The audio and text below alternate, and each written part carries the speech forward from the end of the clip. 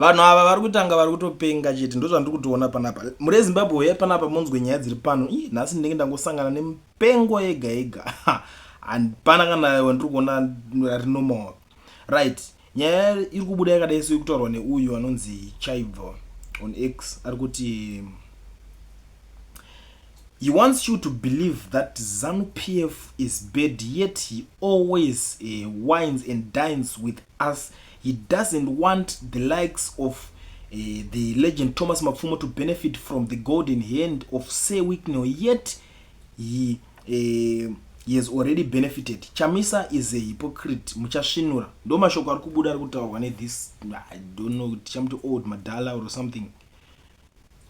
Ameno kuti pfungwa dzacho dzevanhu dzakufunga sei. Unoona pfungwa dzine ngura so vamwe makada kuvasi. Inini ndosoona muchiona kuti ini munhu wese anopengereka ndimusiya akadaro. Bosi tikamusiya achipengereka anozoramba achingo inspire vamwe vana kupengereka. Saka vanhu vanofanira kuzviziva kuti kupenga uku kune kuchiitika. That's why muchiona ndichitoya nehasha pana kuti aiwa ninga angataure zvinhu zvakadai so man. Vanhu kana kuti vana vachinzwa next generation ichinzwa. Bosi atichari next generation yevanhu vakadzunga here kana generation yevaya vanokuti nzi vari kuroheswa mutoriro vanenge donzi varambe vakadhibha pasina chavari kuita. Chavari kuzosvinura kuti vazoita kuti nyika izova a better place. Handiti. Saka ndo nyaya yandiri kusangana nayo panapa iyi iri kutaurwa. Ndo type yema characters andiri kuona. Ende nhasi zvinhu zvacho zvakandiwandira pedu. Ndine audio yandoda kusira panapa muchinzwa, but guys please it's very important ndagara ndaisa disclaimer kuti inini handina chekuita nezvinhu zvinenge zvichitaurwa nevanhu because vanhu vanongosendawo kwete kuzondibvunza mubvunzo. The reason yatinozoisa mamwe maaudios anenge akaita seiwaya kutaura kuti imimi muone mafungiro anenge achiita vanhu kuti munhu anenge achifunga sei. Saka namba dzangu ndidzodzo dzandinenge ndakatoisa pa screen. Kana muchinge mune enyiwo maaudios or if you have something to say, munhu wese mukana wakavhurika unosenda utaura zvauri kunzwa kuda kutaura. Atite zvefavor kana zvechi zvaunenge wasenda izvozvo. Da kuti musare muchiteerera this audio mondudzo zvamuri kufunga in the comment section, but musakanganwe kulike this video. Teerera audio iri munzwa. Ini ndiri murombo mukubva mudzinza rangu kwandinozvakwa. Imi muri mupfumi kubva mudzinza renyu ramunozvakwa. Kune shona inoti kwaichi kwai murombo harove chine nguo ndizvo. Mari inoenda kumari. Right. Pane vanhu vari kubuda vachichema kuti sei Wicknell Chivayo achipa mota mari vanhu vagara vanazvo. Handiti. Ndo patiri kutangira nyaya yekuti mari inoenda kumari. Vanhu vari kutuka Wicknell Chivayo kuti pane vanhu nherera, vanhu vari kutambura munyika vasinobata nenzara. Why Chivayo asingavapi? Handiti. Chivayo munhu seni sewe newe. Handiti.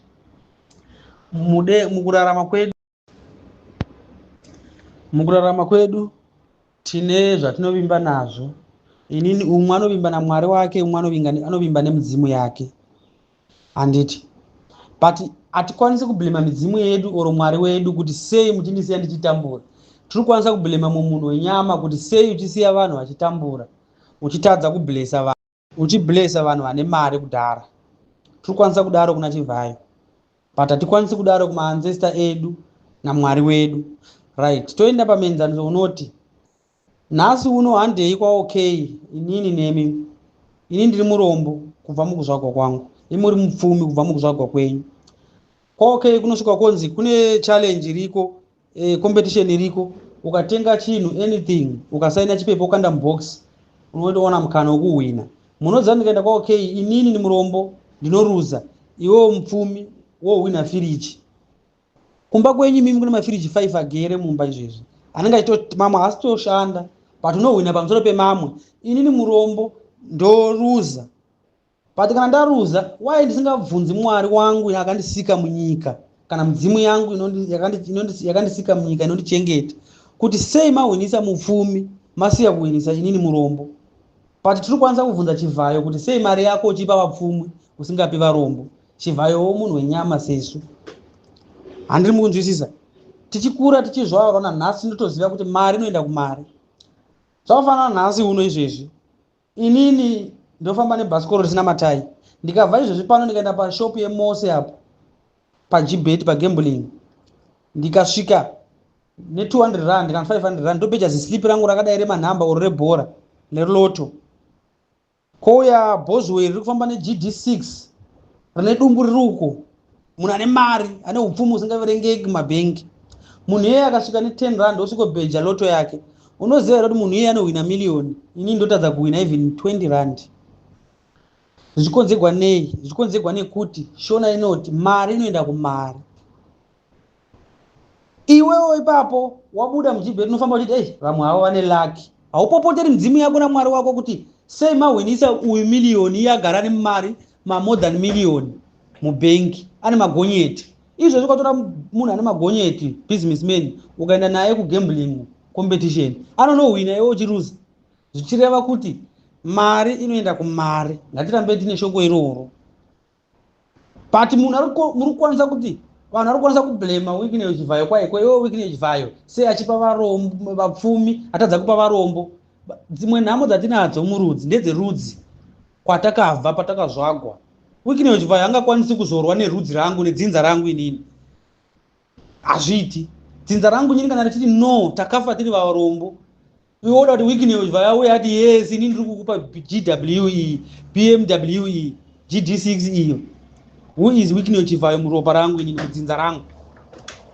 Saka zvimwe zvinhu ngatirege kupomera vanhu vaya vari kupa vanhu mari dzavari kupa oro mota dzavari kupa vanani, kwa maicharamba vazopiwa mota, ninga zopiwa mota. Mari inoenda kumari guys. Ngatisangoinyeperanei tichiblemana kuti sei apa ningi. Ngatibleme midzimu yedu namwari wedu isingatikomboreri kuti nesuwo tisvike ipapo. Why ndichikwanisa kugwisa Chivayo kuti sei asina kupa John something nokuti John ari kutambura.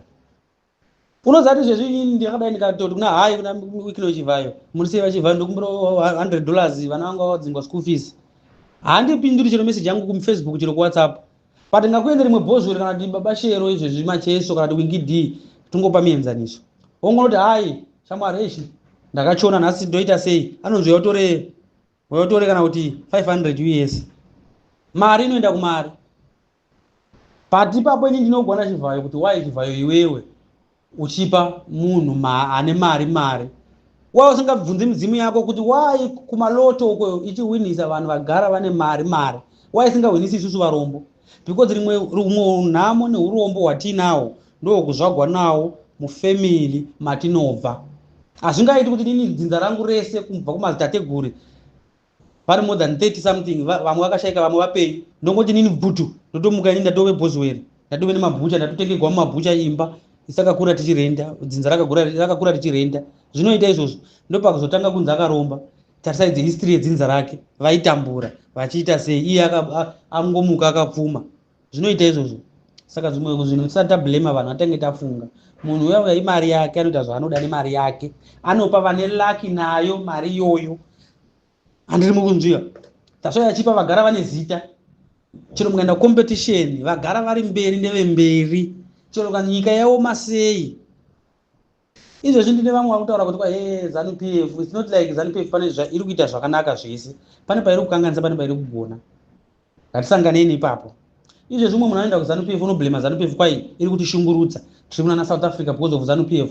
Munhu ari kuti ari kuSouth Africa because of Mnangagwa akapinda mupresident 2017. Munhu iye akauya muSouth Africa 2005 2010.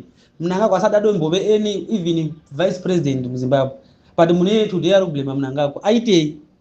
Okay, tochikubvunza kuti okay, kana uchiyo uchiti nyika yakaoma, chawabhuroka chauri kuchema nacho chii? Chisa paground kuti vabereki vangu vakashaya vakandisira midziyo iyi ndikatadza kuimaintaina because of government. Hauna kana bhasikoro remidanda miviri ra 1970s riya aishanda 1970s mabhasikoro aya. Hamuna. History yenu ndiyo yekushayiwa. Chero zvokaenda kuvarungu kuchando chaiko unotonowana varungu vari kutoshayiwa chitambura ikoko. Saka chero kwanza opposition yapinda munyika kuZimbabwe, ngatiti opposition yapinda, zvinhu zvanaka zvinonyatsoona kuti Zimbabwe yazonaka. Hakushayi kumurombo. Because urombo unenge wagara wabva nawo kupi? Kwakazvagwa. Hazvirevi kuti kuchinja government ndio kunoita kuti iwe upfume. Unoziva izvozvo pane mumwe munhu asingadozivi nezvekuti ZANU-PF X inoisigwa sei kana musangano ZANU-PF unoindwa sei. But ari kutorarama upenyu hwake hutori hutofaya nekuda kwelake rake raakazvarwa naro. Tisangoblame zviripo kuti moblema hurumende, mangwana komuka kwakapinda imwe hurumende nyuwani.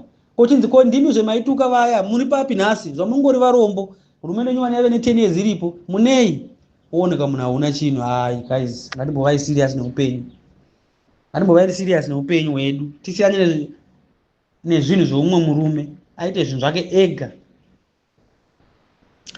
Ndotenda obvious kutukwa, haiwa tazvijaira izvozvo kutukwa, vachatuka vanotuka, vana basa inonzi Buffalo.